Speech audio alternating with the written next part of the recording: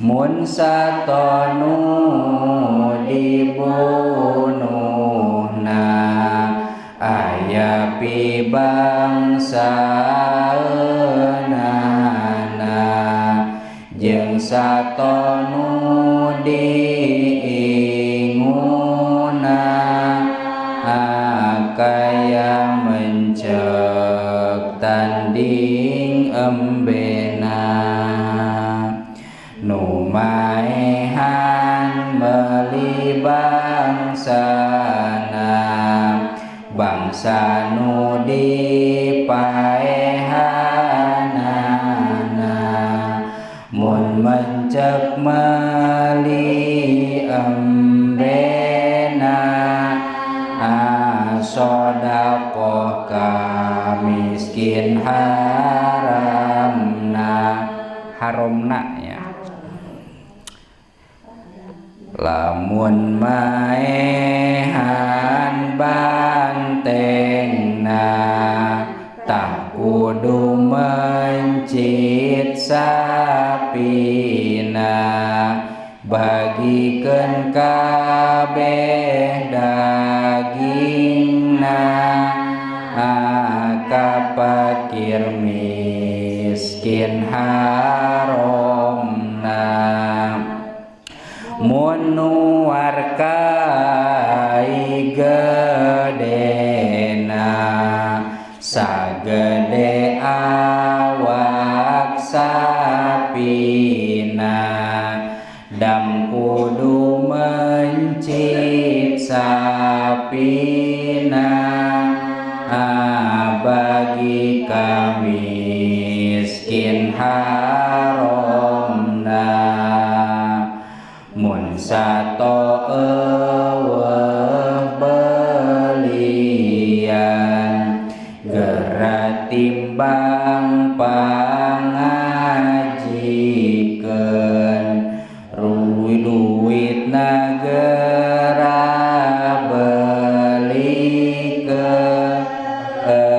belikeun kana dahareun manjing pitrana kaya beas jeung gandumna bagikeun dahareunana ka fakir miskin haramna mun nu di teu bogaeun kana duit jeung dahareun unggal mun puasaeun samut teh sapoeun mun satonu dipaehan jeung kainu dituaran taya pisan pibandingeun dina sato ingon geura pek tanding hargakeun duitna geura belikeun kana bahan pipitraheun dahareunana bagikeun mun dosa teu bogaeun kana duit jeung dahareun unggal emud puasaan saemut teh sapoeun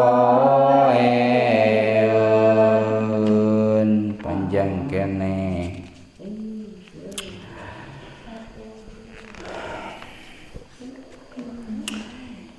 Jadi dina dam anu ieu mah namina teh dam wajib ya. Kusabab dicukur, maksud dicukur teh bisa dicukur langsung atawa nyabutan buuk atawa make sesengitan. Teh teh pilih-pilih ya. Mencit embe numahi pikeun kurban berarti umur sabara tahun 2 tahun atawa puasa 3 poe sakarepna teh iraha we puasana arek mayeng puasana nu 3 poe teh atawa diheuletan teh teu ngajajarnya puasa ayeuna heuleut sabulan atawa nyodakohkeun 3 sok ka genep miskin. Dina buktina ya, ieu dam atawa denda anu sadayana oge da ari keur di ditu mah urang teh duka inget duka mual riweuh nu aya nya ngan peda aya pembimbing aya petunjuk lamun teh mah urang ngalanggar salah sahijina poho urang teh kalah make minyak seungit tinggal bebeja we nya ari hayang jadi mah ibadahna bebeja urang tadi make minyak seungit oh ieu sangsina atawa urang teh nyabutan kai sapiraku nya zaman ayeuna mah nyabut kai atawa nuar kai anu sagede munding tadi di dieu aya conto jigana baheula mah keur ibadah haji nuaran kai ayeuna mah da geus eueuh kaina ge nya aya ge tangkal korma meureun tah lamun nyabut kai atawa nuar kai sagede munding maka kudu mencit sapi arek ibadah rek malen ka ditu teh nya piraku nya lamun cek ayeuna mah piraku gitu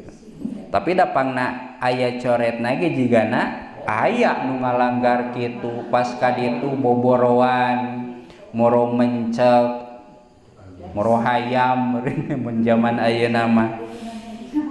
keur ibadah boboroan urang ditu meureun ieu mah nya nu hajina jadi ku mencit embe domba atawa sapi mun ayeuna mah onta nya anu mahal mah atawa digantian ku puasa atawa ku dahareun ngan dahareunana pipitraheun